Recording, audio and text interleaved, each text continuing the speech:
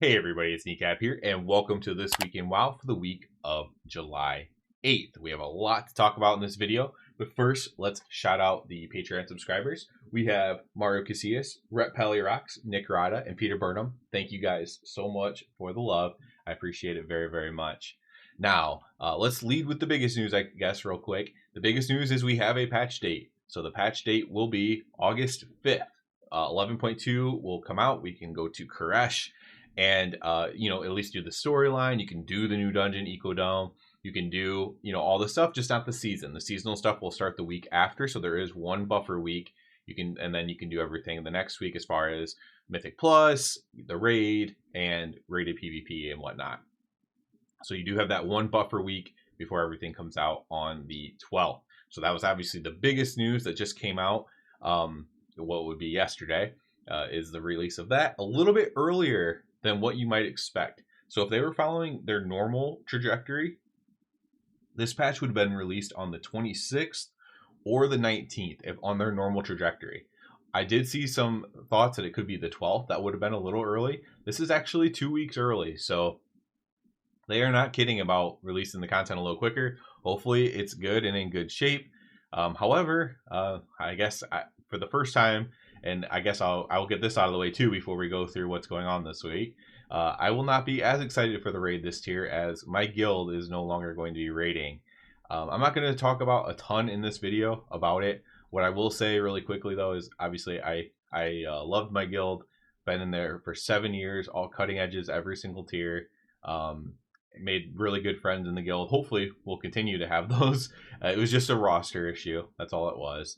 And I go into this a little bit more in depth in my whole story of raiding and everything. I actually put up a video on the Patreon that anybody can watch. You don't have to sign up for anything. You should just be able to go and watch it. So if you click on the link or whatever, if you care at all or give a crap about my guild and my raiding, you can go watch that video on Patreon. It should just be for free. I tried to put it up so where anybody can watch it. You don't even have to sign up for it because I just wanted to put that somewhere, and I didn't think my YouTube was the place to do it. So yeah, that's where that's at. So that's why I'm a little bit less excited for the raid, but the raid looks really cool. I'm going to be diving more into the raid. I'll probably still pug it on heroic myself. If I get an invite or a trial to a mythic guild that the schedule makes sense, then maybe I would do that as well. I would honestly almost like to just sit on the bench for a tier in a guild or something like that. If anybody's recruiting and you're going to get cutting edge and you want somebody on the bench, maybe I'm your guy for that. So just to get that out of the way. So we have the big patch news. We have my own personal little big news. And I will kind of get more into the normal This Week in WoW stuff. So we do have the Darkmoon Fair continuing this week. So obviously, I just say it every month. I don't care. I say it twice a month usually because it intersects in 2 weeks. But Darkmoon Fair, mounts, prizes, pets, all kinds of stuff. And hopefully a remake of the Darkmoon Fair or a glow up of the Darkmoon Fair coming in midnight, where I will do videos about how to do the new games and stuff, because the Darkmoon Fair is actually really fun. I say that to this day, especially getting the achievements and stuff. But it would be much more fun if it was more updated and more modern. It would be a lot more fun. I would say that. So we have that going on. We have the PvP Brawl Arithi Blizzard going on. We have the Time Walking Dungeon event continuing, the Turbulent Time Waves. If you still need to get your, Dragon Pirate here mount, we have that going on still. And I believe it's Warlords of Draenor this week. So you can do some more time walking, also leveling your characters really, really quickly. We also have the world, we also have the World Quest bonus event going on. So this one's always worth doing. Very low time investment for pretty good reward. It's one that I always do. Even in my busiest times, I usually try to get this one done. We have Luminous Luminaries. This is just like a little mini event. Not really missing anything there. I've done this one before. Nothing huge. Of course, they have been expanding on some of these holidays, but I don't see them really expanding on Luminous Luminaries. But I could be wrong. Maybe they'll add something to it. Not really a big thing or something you need to worry about doing in any way, shape, or form, unless they add something to it, which I haven't seen anything data mined or anything. So I don't imagine that to actually be the case. We also have probably the most important thing, and the thing that has kind of made me sad that I haven't been on World of Warcraft as much this week, kind of like grieving my guild, is we have collector's bounty still going on, and the greedy emissary as well. And you can try to get all your mounts and everything that you've been missing out on for a long time, or maybe you're a new player and it just felt too daunting, so you're trying to go get it.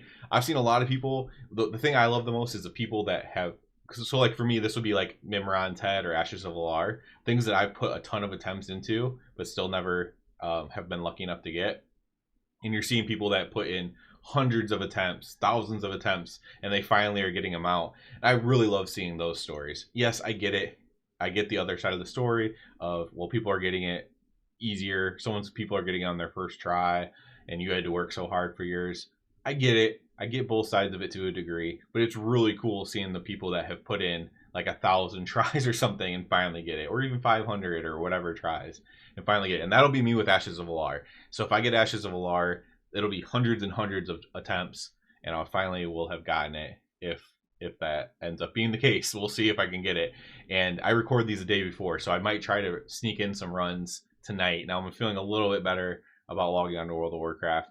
Maybe I'll try to get a few runs in tonight because I've only done one so far. So I did one of basically every mount that I needed. One run of it, not every mount, but for a lot of them, I did about one. I just did one run basically, and maybe I'll go do some more for that here tonight still on Monday night. Again, I record these the night before.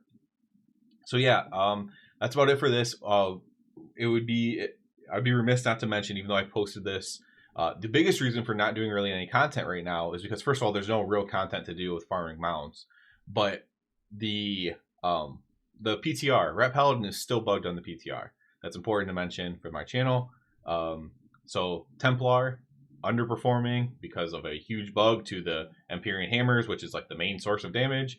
And then Herald is also bugged, but in a positive way. It's a much smaller bug than the Templar bug, but it's bugged as well in a positive way. It's just very small. Comparatively, right? Obviously, you want everything fixed. But the bug to Templar just makes it unplayable. And because Templar is, especially with the tier set bonus, kind of more of the single target focused spec or whatever to play, the hero talents to play, that is really hurting Ret's raid performance in raid right now. You pretty much will have to play Herald if you're doing like PTR raid testing until they fix the bug, and that could be why it's underperforming so badly. But yeah, Ret's not performing great in raid setting, but it is performing well in Mythic Plus setting. So the AoE seems fine. Of course, Herald is really good for AoE anyway, so that could be part of the reason why. But I think even Templar's doing decent in the Mythic Plus, even with the bugs. But